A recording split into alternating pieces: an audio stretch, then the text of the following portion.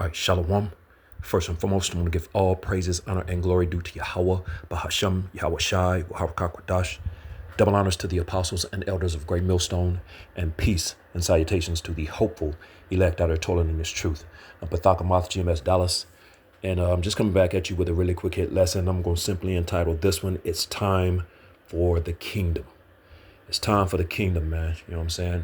You can clearly see that we're at the end of this devil's current kingdom, you know what I'm saying? Which stems back to a blessing that was given in Genesis, the 27th chapter, which there were two blessings given. You know what I'm saying? One to Jacob, one to Esau. You know what I'm saying? Which are the two main characters in this movie. It's all about the nation of Israel and the nation of Edom. You know what I'm saying? And as a matter of fact, in Hebrews, the 11th chapter in verse 20, it goes into it as well, how Isaac blessed Jacob and Esau concerning things to come, man, which was those two blessings given in Genesis, the 27th chapter of the fatness of the earth and the dew from heaven. You know what I'm saying? Basically the kingdom, you know what I'm saying? The rulership of the earth, man. You know what I'm saying? Now we're at the end of these devils' current rulership, their system, their society, their setup, their kingdom. It's over, man. You know what I'm saying? And it's very clear to see. You can feel it in the spirit. You can see it. You know what I'm saying? We're there. So it's time for the kingdom. So real quick, let me just get this real quick, and then we'll get into the actual lesson. This is Luke chapter 12 and verse 32, and it reads, "Fear not, little flock," which the little flock represents the elect of the nation of Israel, the Israelites, which consist of the so-called Negroes, Latinos, and Native Americans, make up the 12 no longer lost tribes of the nation of Israel, according to the Bible, man. You are the actual Israelites, man, the real Hebrew Israelites, the Negroes, Latinos, and Native Americans, man. You know what I'm saying? So it says, "Fear not, little flock," which is the little flock in these times is talking about the elect of those, because the majority of the nation in these times is going to perish, man. You know, they're going to be deleted, pursuant to Zechariah 13 and 8. You know, and two parts shall be cut off and die, but the one part shall be brought through the fire. You know what I'm saying? So it's a representative of the elect, which the scriptures also go into the remnant that is returning when you read in Isaiah, the 10th chapter. That's who it's talking about, the elect, those that are coming back to their heritage, you know, back to their power, you know, Yahweh. Why Yahweh Shai? Yahweh Bashem Yahweh Shai. Yahweh being the name of the Heavenly Father. You know, Wah meaning and, or Bahashem in the name Yahweh Shai, which is his only begotten son. Yahweh Shai, whom the world ignorantly refers to and fraudulently referred to as Jesus Christ. You know what I'm saying? So, you know, coming back to the ways, you know what I'm saying? The heritage, everything that was taken from us is being given back to us. You know what I'm saying? And we're in those times. And we're in the times of also the earth, the kingdom of heaven, which represents the kingdom of heaven, is being given back to us as well. You know what I'm saying? That's why it says in Acts, the first chapter, I think around verse 6, "Wilt thou at this time restore again the kingdom to Israel?" We've had it before, you know, and we lost it. Now we're in the times of getting it back. But it says, Luke 12 and 32, "Fear not, little flock, for it is your Father's good pleasure to give you the kingdom." There it is. It's the pleasure of the Lord to give the Negroes, Latinos, and Native American the kingdom, man. So simply, like I said, I'm going to entitle this, "It's Time for the Kingdom," man, which is the good pleasure of the Lord to give to you Negroes, Latinos, and Native Americans, man. You know what I'm saying? Who make up the 12 no longer lost tribes of the nation of Israel. And we're in those times now, man. Like I said, you can see everything. It is, you know, Habakkuk, the second chapter, you know, though it tarry, wait for it. It will not tarry, it will surely come. It will not tarry, roughly paraphrasing. You know what I'm saying? Ezekiel, the 12th chapter, love that. We're in the times of the effect of every vision, man. You know what I'm saying? Things about to come to pass. Everything is about to happen. You can see the Lord moving, man.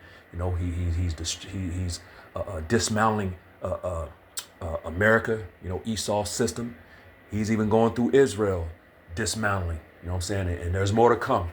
But it's time for the kingdom, man. We're there. You know what I'm saying? So real quick, you know, we're coming up on the Passover. You know what I'm saying? And you know, it's going to be a special event that's going to go on, occur, and happen during that time. You know, a blood moon, man.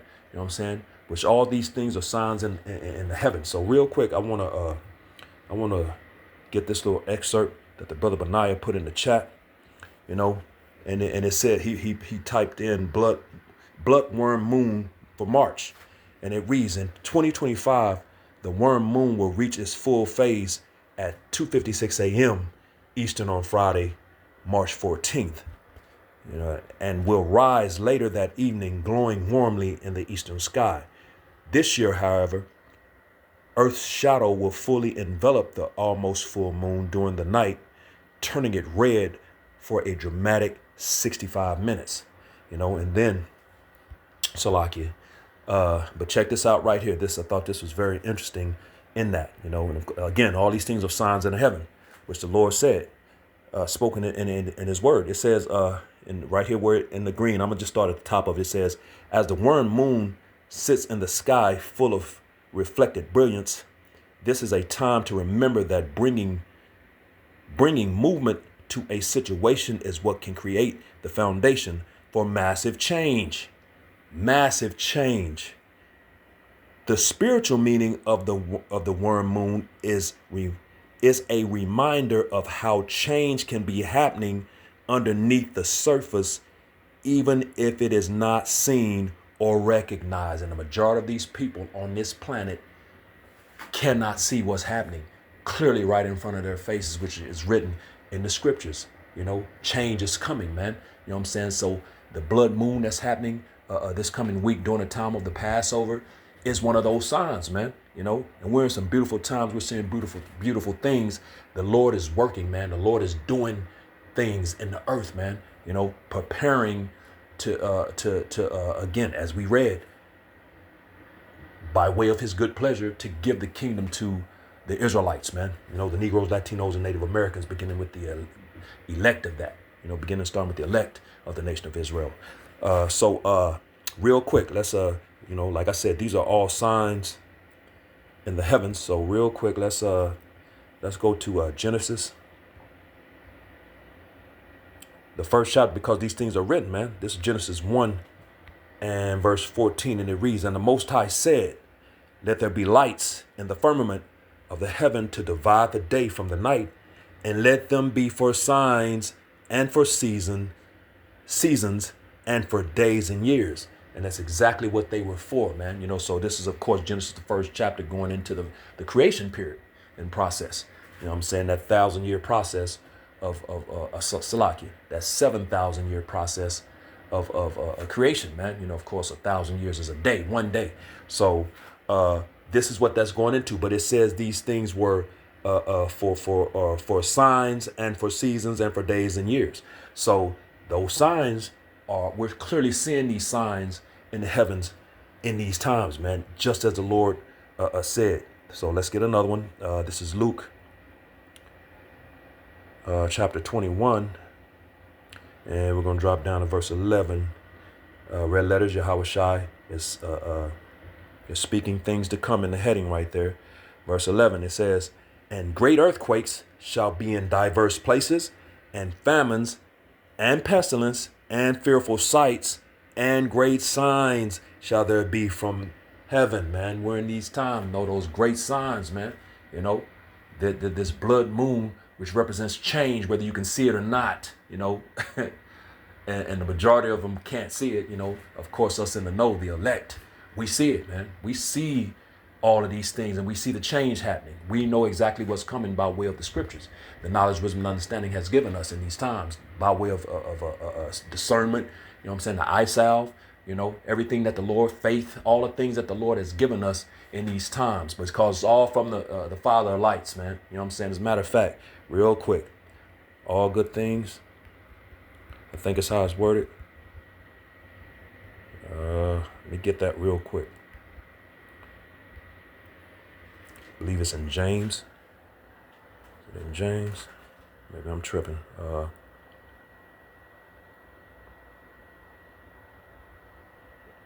Let me type it in like this.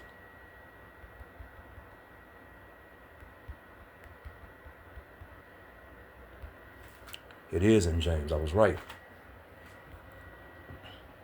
This is James 1 and 17. And it reads, every good gift and every perfect gift is from above, and cometh down from the Father of lights, with whom is no variableness, means change. He tells you in Malachi, what's that, the 3rd chapter, I believe. He says, I am the Lord, I change not. You know what I'm saying?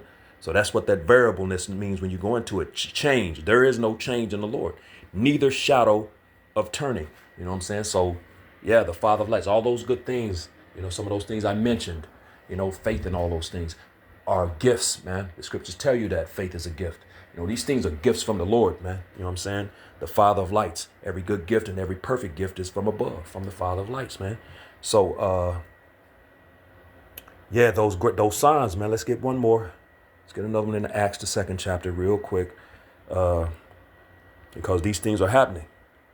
Acts 2:19, and it reads, "And I will show wonders in heaven above and signs in the earth beneath, blood and fire and vapor of smoke." So the Lord, all these things are signs. So we're to watch as well as pray. Look for the signs, look for the things, the events that are happening in the earth. Of course, 2nd Ezra, the 9th chapter, and we're going to filter those things through the measuring tool, which is the Bible. The prophecies. And we'll know the times we're in, and by everything that's happening, we know that we're at the end of this devil's kingdom, and the beginning of that which is to follow. Which I got that, and I'm going to bring that out. But all these things are signs in the heaven, and that change is coming, man. That change is coming, and you can clearly see it if you're in the know, if the Lord is dealing. You know what I'm saying? And we look for that which is to come. So real quick, Hebrews 13 and verse 14, it says, "For here we have no continuing city." Talking about in this kingdom. This is not ours. Micah 2:10. This is not our rest. You got a lot of Jakes out here trying to be comfortable here in Babylon, aka America, which the Lord is not happy or pleased with. He's going to destroy this place, man. You know what I'm saying? You got Jake trying to build here. They want to remain here, man. You know what I'm saying? They want to go back down to Egypt, this is spiritual Egypt, pursuing the Revelation, the 11th chapter, man. You know what I'm saying? Because Egypt has made them very comfortable, and Jake is in that comfy, cozy spirit. You're supposed to be uncomfortable in this place and looking for that which is seeking that which is to come, which we're reading right here. Here in Hebrews, the 13th chapter. I love this verse. This is what I quote it a lot. And this is what you should be in the spirit of. Hebrews 13 and 14. "For here have we no continuing city, but we seek one to come," which is what? The kingdom of heaven, man. You know what I'm saying? We seek that which is to come, which is the kingdom, man. You know what I'm saying? Which is, again, the Lord's good pleasure, your Father's good pleasure to give to you, man. You know what I'm saying? You Israelites. Begin to start with the elect. But again, it's time for the kingdom. This place is done. Change is coming. And the scriptures clearly say these things. So real quick, it's Revelation chapter 21 and verse 1, going into that change. You see in the heading, "New heaven and new earth. And I saw a new heaven and a new earth, for the first heaven and the first earth were passed away, and there was no more sea. And I, John, saw the holy city, New Jerusalem, coming down from the Most High out of heaven, prepared as a bride adorned for her husband."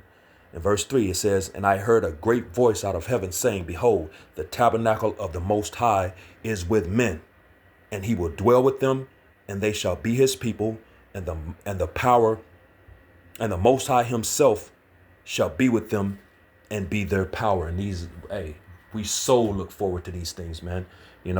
But it says that new heaven and new earth. You know what I'm saying? The new heaven and new earth represent a refreshed heaven, a refreshed earth. New management. New rulership. That's what it's going into. But going back to those two blessings. You know what I'm saying? Jacob and Esau. Genesis the 27th chapter. If you read those, you'll see that basically it was almost the same things. The fatness of the earth, the dew from heaven. The only differences is, one was going to rule over his brothers and have plenteous of corn and wine. It's going to be eternity or for everything. And the other was a carnal, temporary blessing that was going to be ruled with the sword, which is, you see that clearly today, his military might, his weaponry. You know what I'm saying? You can clearly see it. Hey, if you can't, okay, well, the Lord is not dealing. He didn't give you that discernment, that eye salve, the things necessary to be able to see these things. But that new or refreshed heaven and earth, winter times, and it's coming, man. You know what I'm saying? Yeah, it's coming, man. It's coming fast, So let's get one more. Let's get one more, and then we'll end it because, again, we look for that which is to come, the kingdom of heaven. This is 2nd Esdras 6, and we'll start at verse 7 and read down. You already know what this is. It's 2nd Esdras 6 and 7. Then answered I and said, what shall be the parting asunder of times, or when shall be the end of the first and the beginning of it that followeth? The end of the first, that's that's about to pass away that we just read in Revelation 21st chapter, man. The new is coming in, out with the old, in with the new, like they say in the world, man. You know what I'm saying? During their wicked ass holidays, that new year, so-called, which is not a new year. The winter solstice and everything is dead. It's not a new year, man. But they say out with the old, in with the new. That's exactly what this is saying. Out with the old, in with the new. You know what I'm saying? So that parting of time and the times, the sundering of the times, by way of the prophecies, man. We're paying attention to everything that's going on, filtering it through the scriptures, and we know where we're at, man. You know what I'm saying?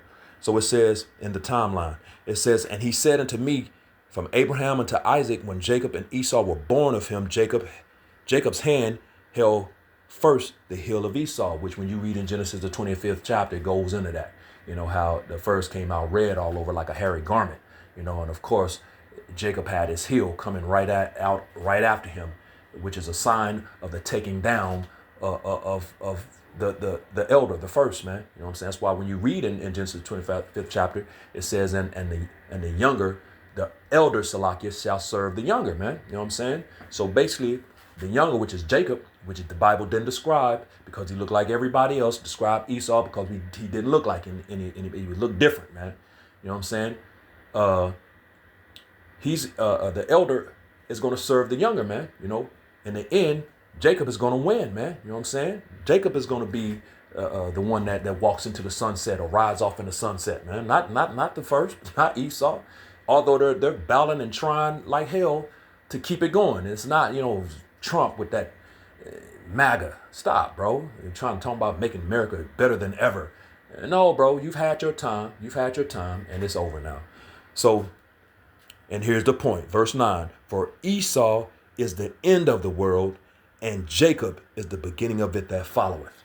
Yeah, there's something coming after this, and the Christians don't understand that. The average of these people, of Jake that's unlearned, they don't understand this, man. They have no idea what's going on. They don't know what the kingdom represents. They think you have to die to go to the kingdom. Either you're going to go burn in some fiery hell that doesn't exist. That's Hollywood, or go float around in the clouds forever. No, man. The Lord created the earth to be inhabited. Ecclesiastes, the 1st chapter, and verse 9 said, Salaki in verse 4 says, the earth abideth forever. I think Ecclesiastes 4, and I believe around verse 16, it says that there's no end to all the people. There's no end to the people, man. And when you read in Isaiah, the 45th chapter, around verse 18 or so, it says that the Lord created the earth to be inhabited. So it's not going anywhere. I don't care how many false reports of what are they? Those space and asteroids or whatever. The sun, the earth getting closer to the sun. It's going to destroy all this madness that you hear, that the lies and false propaganda that Esau releases and puts into the earth as scare tactics to scare these people out their wits. You know what I'm saying? Like the earth is going to be destroyed. It's not going to happen, man. Esau is a liar, and he's the father of it. He was a liar from the beginning. So, he comes out the womb lying. All these things are scriptures, man. The Lord is telling you who this dude. Never trust this devil. He's a devil, man. Never trust him. He's your enemy. So why would you trust the things that he says? Why would you trust the things that he's trying to put in your body? You're not to do it, man. So, and you got camps and leaders and groups out of so-called leaders. They're not leaders. The true leaders are the beginning, starting with Apostle Tarn down, the men of grace millstone, that hadn't succumbed to those Judas purses and all, you know, the sellouts, man. It's been bought out in these times, man. You know what I'm saying? So, yeah, bro, hey, it is what it is, but, you know, I don't want to go on a rant. But there it is, man. So it's over for this place. Change is happening, you know, that the new moon here on that's coming up on the Passover is a great indicator of the end of this place and those great signs that the Lord is doing in the heavens, which represents change. And that change is coming, man. New rulership is coming, you know. So it's time for the kingdom, man. So with that, hopefully this is edifying to the hopeful elect, giving all praises, honor, and glory due to Yahweh, Bahasham, Yahweh Shai, Yahweh Kakodash, double honors to the apostles and elders of Great Millstone, and peace and blessings to the elect, the house of David, the Bayath, Shal Dawadah, Shalom.